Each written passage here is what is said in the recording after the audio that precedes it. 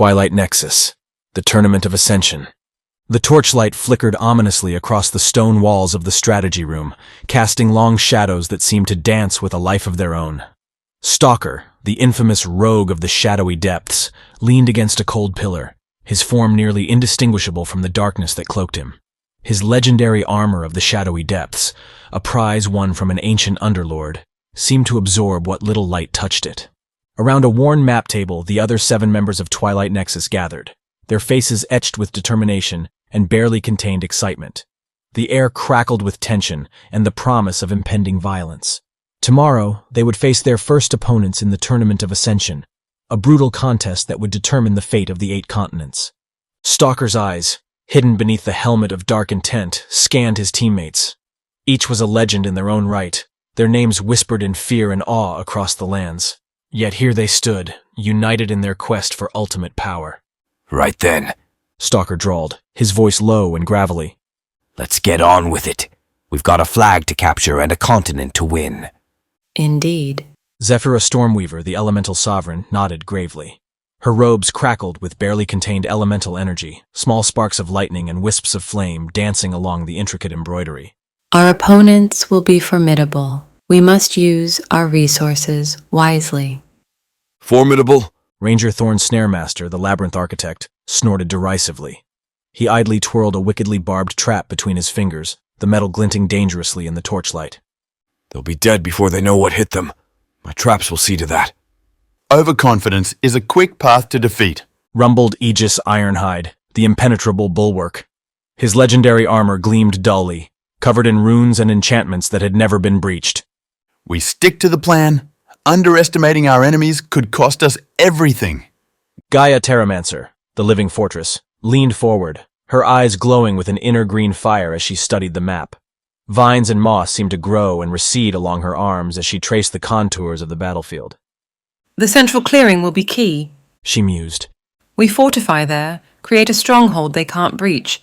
I can reshape the very earth to our advantage." Dr. Ignatius Volkov, the volatile virtuoso, cackled maniacally, the vials on his belt clinking ominously. A faint smell of sulfur and ozone emanated from his person. "And if they do manage to break through," He grinned, revealing teeth stained by chemical experiments. "they'll find a rather explosive surprise waiting for them. I've been working on some new compounds that will make quite an impression." Kira Swiftstrike, the Crimson Tempest, remained silent, but her fingers danced along the hilts of her twin blades. The sword seemed to hum with anticipation, eager for the taste of blood. Her eyes darted around the room, assessing threats and exits with the instincts of a born killer. Ezra Voxweaver, the ethereal emissary, stood apart from the others, the air around him shimmering with arcane power.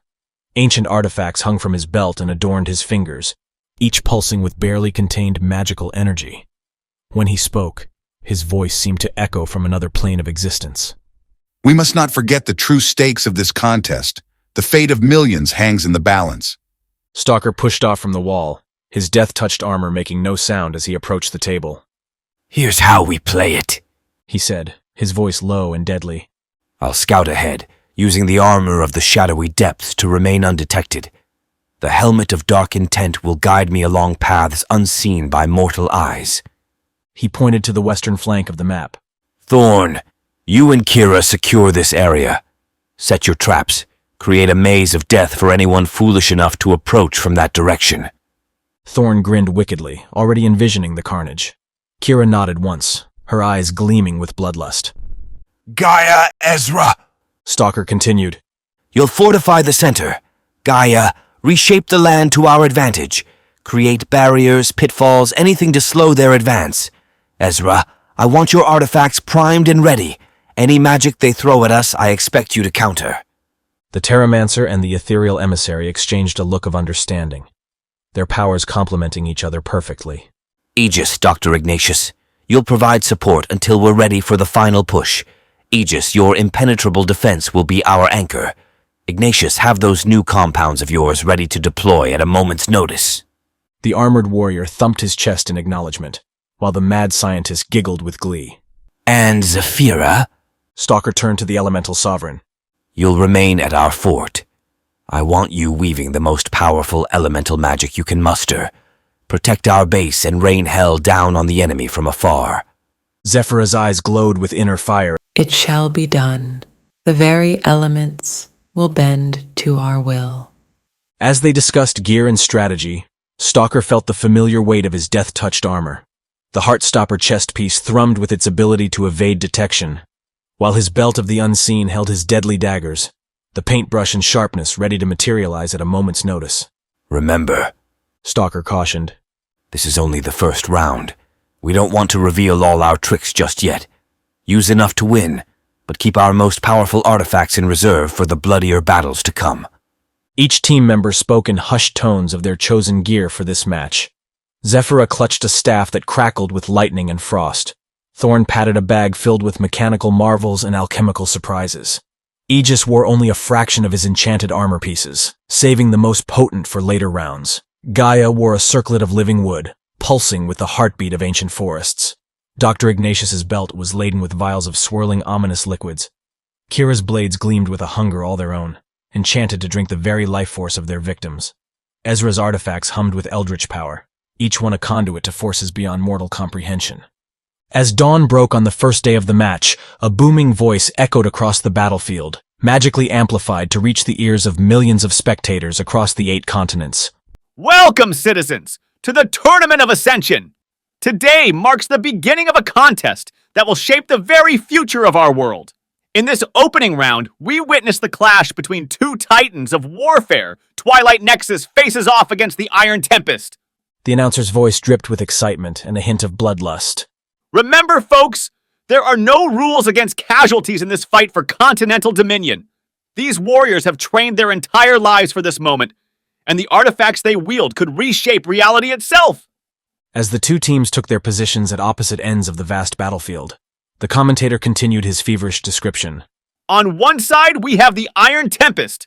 Led by the indomitable warlord Craxus, their strategy revolves around overwhelming force and unbreakable formations.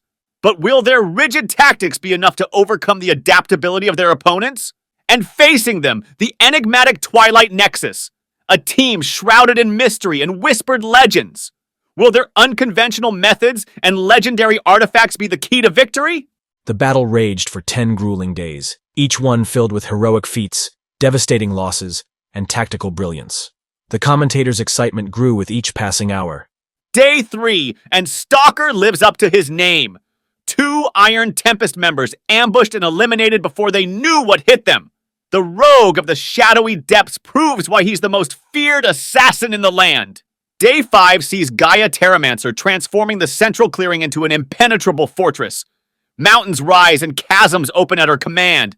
The Iron Tempest is struggling to gain any ground.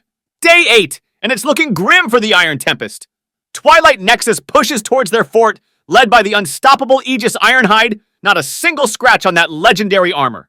On the 10th day, as Twilight Nexus breached the enemy gates, the commentator's voice reached a fever pitch. It's over! Twilight Nexus claims victory in a stunning display of strategy and power. The Iron Tempest lies broken, their flag captured and their dreams of continental dominion shattered. Stalker's early assassination set the tone, while Zephyra's elemental onslaught kept the enemy pinned down. Thorne's traps claimed 2 victims, and Kira's blades danced through the enemy, keeping them pinned in. Gaia reshaped the very battlefield, while Ezra's artifacts nullified the enemy's most potent magics. Aegis stood as an unbreakable wall, and Dr. Ignatius's concoctions sowed chaos in the enemy lines. Twilight Nexus moves on to the next round, one step closer to ruling the 8 continents. But what challenges await them? What other teams lurk in the shadows, hungry for their chance at glory? Stay tuned, citizens, for this Tournament of Ascension is far from over. In the charred and bloody ruins of the enemy fort, Stalker allowed himself a grim smile. He looked at his teammates, each battered but triumphant, and knew that the real challenge was yet to come. The road to ultimate power would be paved with the bones of their enemies, and Twilight Nexus was just getting started. As they planted their flag atop the conquered fortress, Stalker's mind raced with possibilities. What ancient artifacts might they uncover in the next round? What alliances and betrayals awaited them? And when the dust settled, which of them would stand atop the others, ready to claim their place as ruler of a continent? The Tournament of Ascension had only just begun, and the 8 continents trembled in anticipation of the battles to come.